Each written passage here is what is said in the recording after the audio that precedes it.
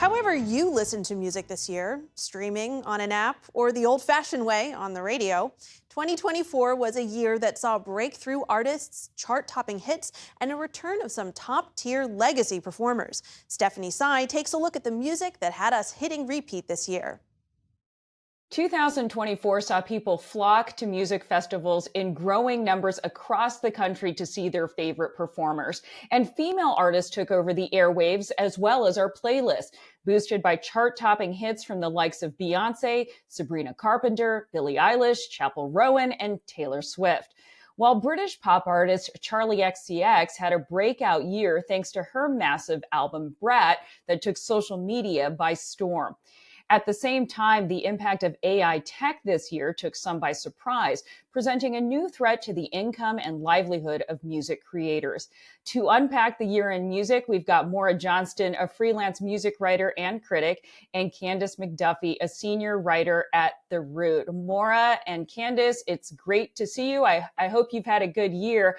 Before we drill down into the big music news this year, I just want to get both of you to give your quick takes on the best music we saw in 2024. Candace, why don't we start with you? I think in 2024, two albums really stood out to me. One of them was Beyonce's Cowboy Carter. It was released, I believe, in March. And with it, she became the first Black woman to top Billboard's top country albums chart since the chart debuted in 1964.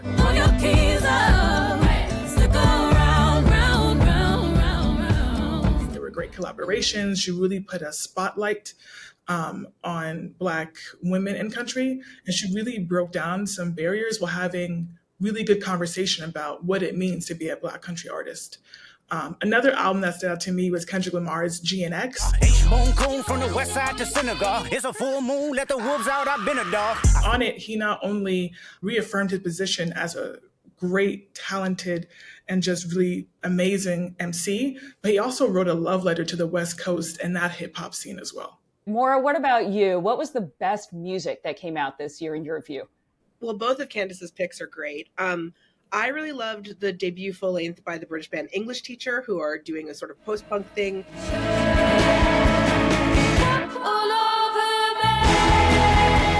It's a lot of really tense, striving, sort of like desperate music with grooves and jagged guitars. Their record was called This Could Be Texas. And I also really loved Billie Eilish's Hit Me Hard and Soft. And this record was very compact, which kind of flies in the face of streaming era long albums. And it was also really beautiful, but it had some of the best vocal performances of her career. You know, in that sort of pop genre, you also had Chappell Rowan and you had Sabrina Carpenter with a lot of hits as well. I mean, how would you describe that genre? Some of it feels very throwback to me, and yet these artists are topping the charts. Yeah, I think that, there was definitely a lot of movement on the chart earlier this year with a lot of new artists and a lot of exciting songs breaking through. Chappell Rowan, who, her record last year, The Rise and Fall of Midwest Princess, that was like top of my list last year. I think that she and Sabrina Carpenter, they, I think, represented a new era where like pop stars could have fun again, because there was a lot of just like po-facedness going on, I think, in pop for the past. Certainly the 2010s were like very, very depressing, right? I feel like there's definitely a new spirit in pop music that a lot of these artists and songs that broke through this year are representing. Candace, in your realm, and you cover a lot of Black musicians and Black music, where did you see sort of genres evolve and maybe, the synthesis of the old and the new? I think Shaboozey also had a fantastic year. For him to make history by tying Lil Nas X for the longest running #1 single and the history of the Billboard Hot 100 was a really big deal. And that song, a bar song, Tipsy. There's a party downtown near Fifth Street. Everybody at the bar get tipsy. It was hip hop inspired. It was an interpolation of Jaquan's 2004 single, Tipsy, which was a big college anthem. Because I'm a little on the older side. Everybody in the club get tipsy. his album Where I've Been Isn't Where I'm Going. There's a lot of hip hop infusion on that project, and it was just so brilliantly done. So I feel like Black artists and country had a lot of visibility this year, and it felt like a breath of fresh air. I think their personas and their looks and, mixing all these beats was just so unpredictable and so exciting in that genre. I want to talk a little bit about live performance. Apparently, Lollapalooza is still a thing. And of course, Taylor Swift ending her Eras tour. For both of you, what were standout live performances? Maura? I saw Casey Musgraves, who had a really great record come out this year called Deeper Well that I liked quite a bit. And Billie Eilish, she had a sort of in the round set where she was just this kind of ball of energy constantly. It was this rush of energy in the room. It was really, really special. That's cool. Candace, what about you? Any live performances that stood out to you this year? I think Doechii had several live performances that were not only just groundbreaking in their presentation, but just went viral online.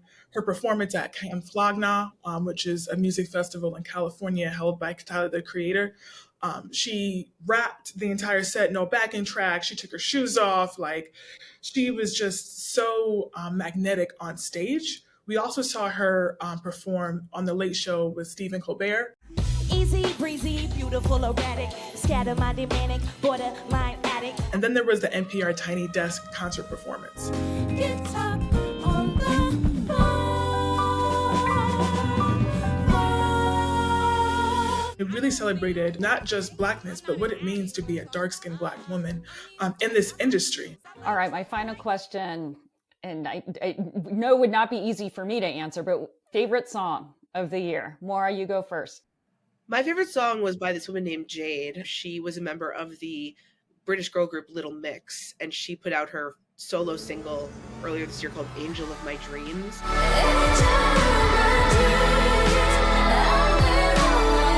And it's just kind of this fever dream of pop music and house music, and her voice is fantastic.